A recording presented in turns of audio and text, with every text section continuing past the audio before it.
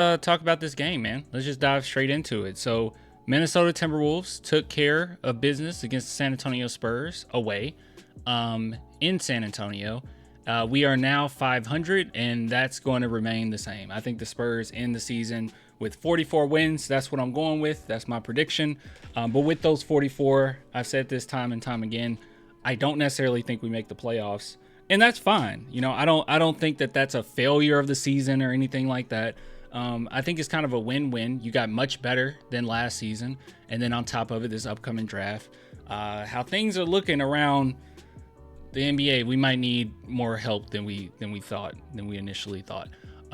So what we're gonna do, we'll take a look at this game, and then we'll go into all the standings right now, as far as picks that we have, and I probably should bring that up as well. But picks that we have going forward, and how things are looking for the Bulls, Hornets, and the someone else. Who am I thinking of? The Atlanta Hawks. That's right. Yo, what's up? What's up, man? All right, so first and foremost, yes, Spurs lost. If you're wondering how they lost the same way that they lose a lot of these games. They start off so slow. I mean, it is just snail's pace. I'm wondering if it's time, because this is happening way too often now. I wonder if it's time to go ahead and throw Devin Vassell back in that starting lineup, right? I know today he didn't have the best game in the world. Also, I mean, 2 for 11, that's terrible, but 11 shots? No, I always want him to take 16. All right, he should have been 2 for 16. Just me personally, that's how I see it. But he was negative 30, so he was really bad tonight. Really, really bad tonight. But I'm wondering if they should just go ahead and put him in the starting lineup, man. So just to kind of help with these slow starts, it's starting to get to that point. And Julian, I've said this, plenty of times before, but Julian Champagnie, he had a bad game today, and I'm not just trying to do like a "what have you done for me lately" type deal, right? I'm not trying to be too reactionary here, but I don't think that he's a starter. I think that him coming off the bench is totally fine. In concept, on paper, Devin Vassell coming off the bench is fine too. But I'm starting to just wonder if you need to mix it up a little bit with that starting lineup, right?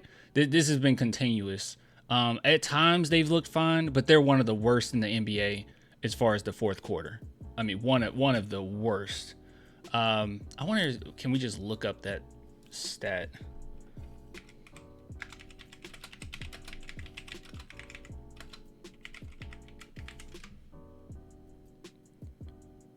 Let's see. Is this year?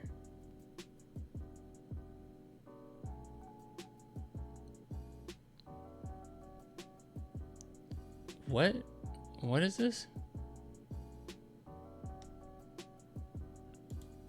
Is record with the fourth quarter? I don't understand what this is. They're saying who won the first quarter? We're 500 and winning the first. This doesn't make sense. I interpret it as worst first quarter NBA teams this regular season. I don't know. If someone in the chat can find that would be great. Because I want to just kind of move on. But I do know that the Spurs are one of the worst in the NBA as far as the first quarters are concerned. All right, but anyways, moving on. But yeah, so it's just one of those things, man, where I just think you might need to switch it up a little bit. But it is the Timberwolves. They are one of the best defensive teams in the NBA. If you're wondering if the Spurs are still top tier, no. As it stands, we're kind of mid when it comes to defensive rating now, around the league. So you can see here the Spurs are 19th overall, and top tier is the Thunder, Rockets, Magic, no shocker there, and then the Timberwolves. Doesn't mean that the Spurs don't have a defensive identity or anything. It's just you had so many players coming in and out of the lineups, trying to adjust. It's been rough. It's been a rough start to the season. So, it is what it is. No, not the biggest deal in the world. But, just so you guys know, the Timberwolves are a top tier defensive team. And and with us not necessarily having a rhythm going into these games or knowing how we're going to play it right out the gate, it really hurts us. And I said this too, that I just don't necessarily think you're going to continue to be able to get away with this. Just like last season where you couldn't continue to get away. Well, you couldn't get away with it all, but you couldn't get away with coming out of halftime, lackluster. It's the same thing with the first quarters as well. Each quarter is important. You need to play consistent all 4 quarters. You make mistakes here and there, but you need the same amount of energy, same amount of game plan, or a good enough game plan in each quarter. Bandwagon fans in this chat? What do you mean?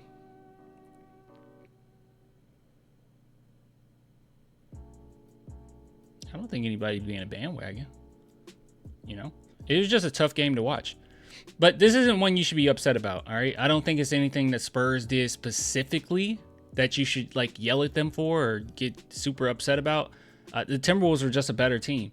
In the fourth quarter in particular, you could tell that Victor Wembanyama got a little tired because it just became a grown man game. I mean, they put him in the pick and roll over and over and over and over and over. And Rudy Gobert just took full advantage of it. Him and Dante. Hopefully I said that right. It's Dante, right? That's how you say his first name. They were just taking full advantage of Wemby. I saw some people in the chat say that, we were giving up really easy baskets. I don't necessarily think that's true. I think they just continued to attack Wemby, right? They didn't let up. And you could tell that he got tired. It was tough for him. He got tired. And even with that, he had 7 blocks throughout this game. But yeah, he was just exhausted. We 15th offense and 19th defense. That is about 50-50 record where we are now. It makes sense, right? Feel like Gobert was getting away with a lot of pushing and holding. Okay. Wemby will hit another level offensively very soon, and the Spurs will make the playoffs. I don't want to fight with you on this, and I would be pleasantly surprised, but I don't think the Spurs make the playoffs. And that's okay. I don't think that's a big deal. That's okay. That's all right. We don't make the playoffs. It's not the biggest deal in the world. I don't really know what I should say about this game, to be honest with you guys. There's really not much to say. We can go through individual players and how I think that they did overall, but I just think the Timberwolves were better. The Spurs made some pretty bad passes here and there. Yeah. Another thing that I thought was a little strange is they had Steph Castle come off the bench, which, if he can go, just throw him in the starting lineup, That was a little strange too. But yeah, I'm just wondering if they should try to change things up. Maybe Chris Paul come off the bench. Now, Chris Paul offensively, he has not been that great. Assist-wise, he's been awesome, right? Defense-wise, I think he's been pretty good.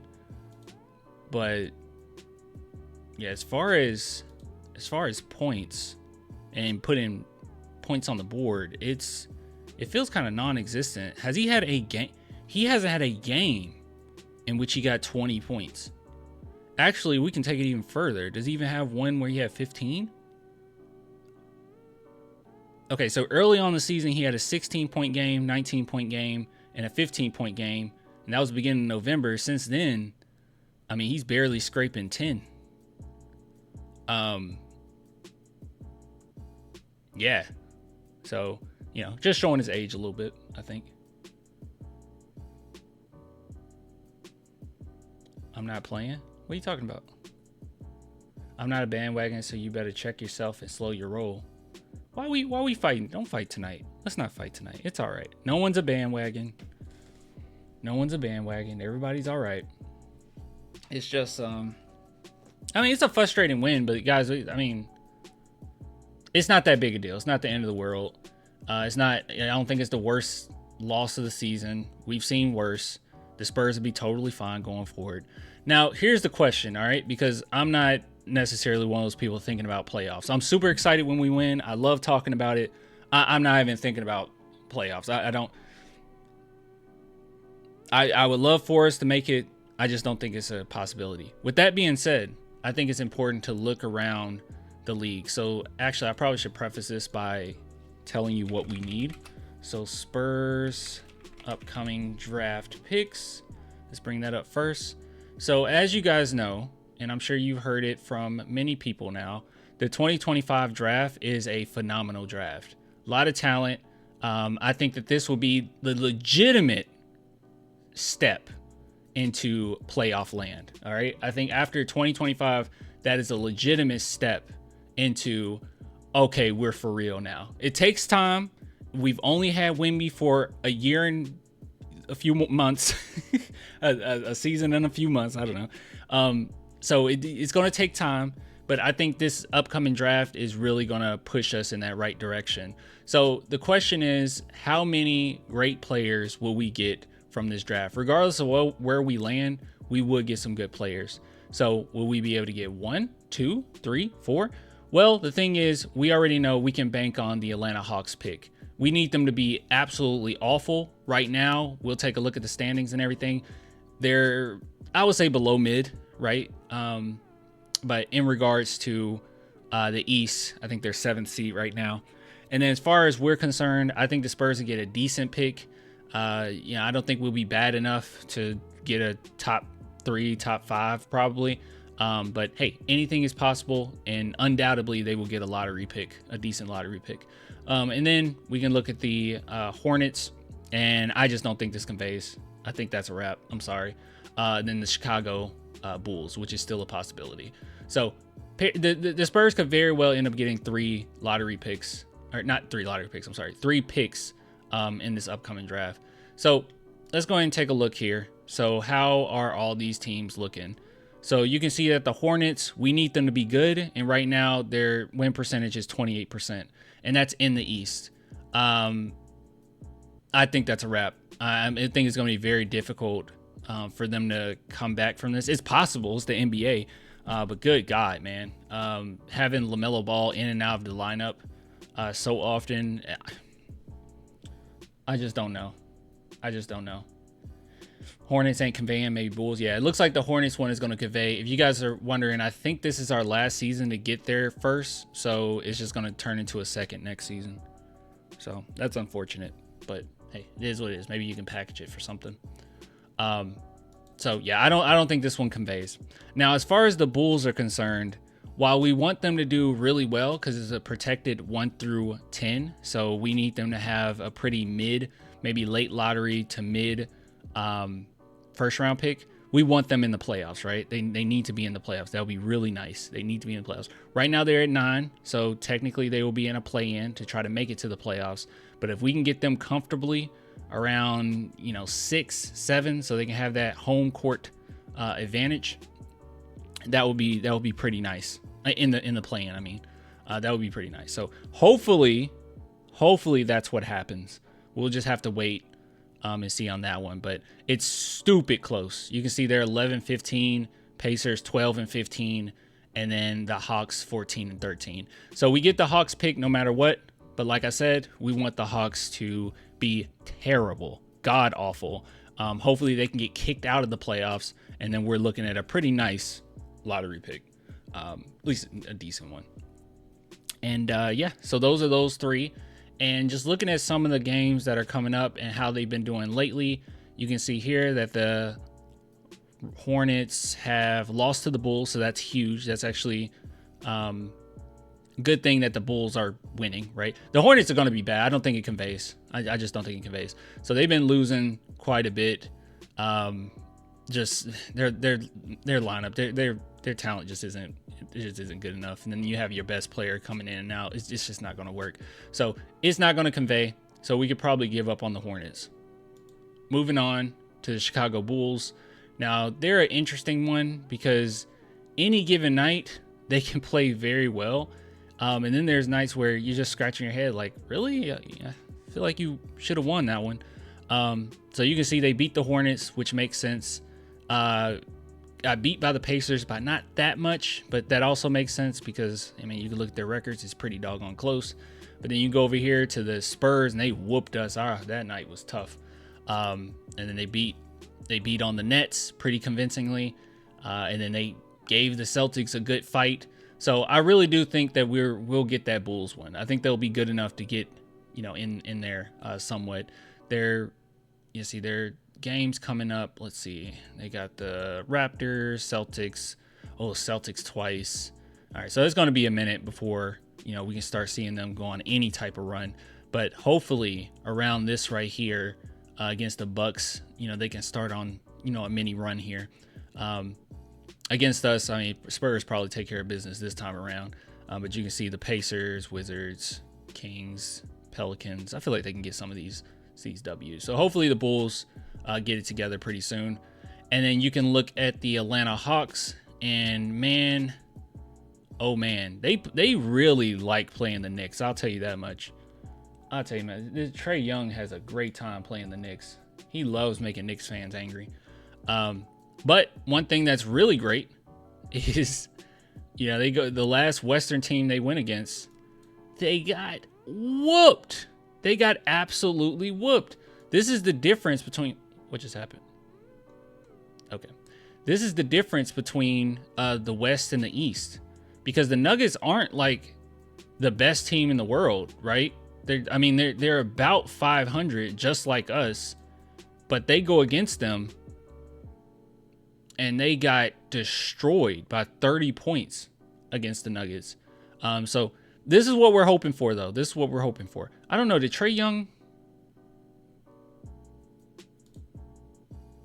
Yeah, Trae Young played. I was like, did Trae Young sit this game? I didn't think so. Yeah, he played that game. So yeah, they got absolutely whooped. So, and then they just lost against the Bucks. So it's looking bright. It's looking bright. Look, they got the Spurs on Thursday, so that'll be a fun one for us, right? We want to win that one. And then they got the Memphis Grizzlies. They should lose that one. Timberwolves, that defense, they should lose that one.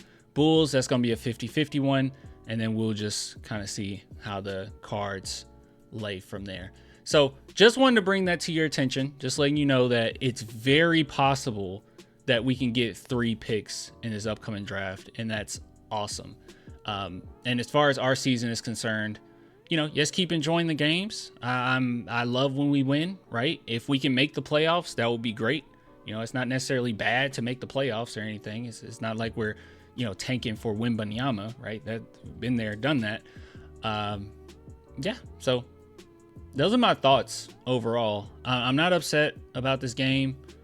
I don't think it's the end of the world. The Timberwolves are a really good defensive team. We were a little sloppy, and that's fine. It happens. It happens. It's not the worst thing in the world. The thing that does make me excited is that it seems as if the Spurs, for the most part, are winning the games they should win, right? Winning the games they're supposed to win. And it's just kind of up in the air, with everything else.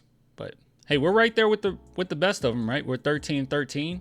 Nuggets are 13-10. So, we're right there. And it was another thing about this game. I didn't take a look at the turnover ratio because I feel like we turned the ball over a lot. But I think the Timberwolves have a knack for making teams turn the ball over. I'm going blank right now. Where are the turnovers? Oh, 19. Yeah, we had 19. Turned the ball over 19 times. Points conceded off turnovers, 30. Maybe that's where you guys are coming from when you say that it was easy points. Just a lot of turnovers. Let's see. Points in the paint was about the same. Fouls, we had more fouls. 3-point percent. And that's another thing too. I didn't mention this. The Spurs live and die by the 3-pointer now. I don't think this will always be the case, right? I know it's frustrating to watch sometimes. We would like to have a more balanced game, but unfortunately, our team just isn't necessarily built like that right now. And then Wemby, he's not the most comfortable. I saw someone get onto me about this last stream, and I said, Victor's just not that comfortable going into the paint. And someone actually fought with me about that. And I'm like, no, Vic has even said himself that he's not that comfortable going into the paint. He would much rather be outside of the paint, which is fine right now. He needs a legitimate off season to work on that. But yeah, I guess I overreacted. Yeah, it's just a loss. It's just a tough loss, man. That's all it is, you know? It's just a tough loss. But this one ain't that bad. This one ain't that bad. We're fine.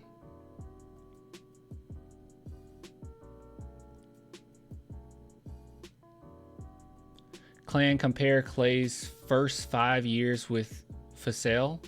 You'll be surprised. We'll do this and then we'll get out of here. Let's see. Where is that? Compare, I think it's stat head that you go to do that. All right, so you said do a choose for each, I guess. We'll do Devin. Oops. Devin Fasel. And we'll do 5th season. And then Clay.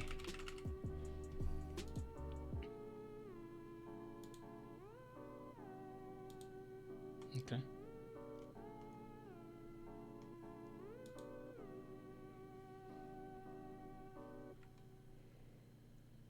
Let's see what we got here.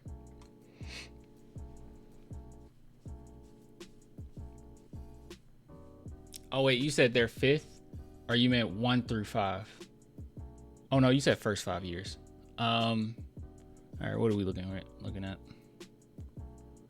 Field goal percentage about the same. 3-point percentage is quite different. I think there's a big difference between 42 and 37%. Free throw percentage, both pretty good. Okay. It is very similar.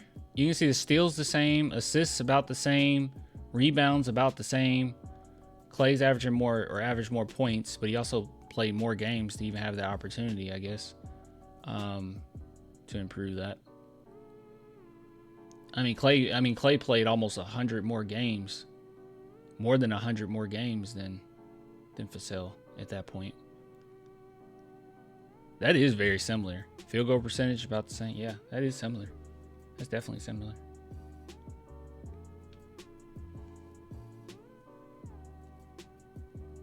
I'm surprised Clan didn't block me for my comments. I apologize for that, Clan. I've seen you in the chat plenty of times. That you lost respect for the Spurs? I mean, I'm totally expecting people to come into the chat and be like emotional, right? Like after losing. This was just one of those that I didn't get upset about. I'm sure there's going to be a night where I'm like, oh my God. Like if we would have lost that last game against the Blazers, I would have been livid because there's no excuse for losing that game. But this one, I think there is a legitimate excuse, okay? They're just better. And the Spurs did fight and they came back into the third. But you just can't continue to start off games this slow. You can't keep doing that.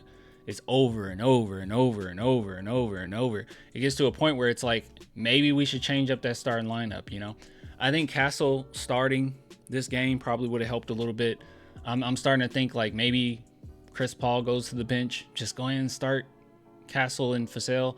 Some people might wonder like, okay, where does Castle fit into play? I mean, he can play any position. That's not 4 and 5, so does it matter? I'm straight murdering a sleeve of fudge stripes right now. What the heck are fudge stripes?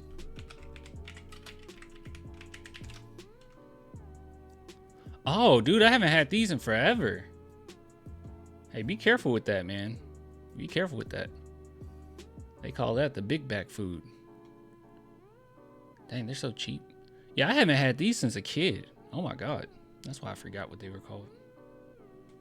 Interesting. Wemby is him. He is him. He is him. But even him gets a little tired sometimes. Big back food. That's what it is. That's what they call it. They call it the big back food. Someone should open up a restaurant and have like a big back burger. Like it's like Big Mac, but it's a big back. That was stupid. That was a stupid joke. All right. End of segment.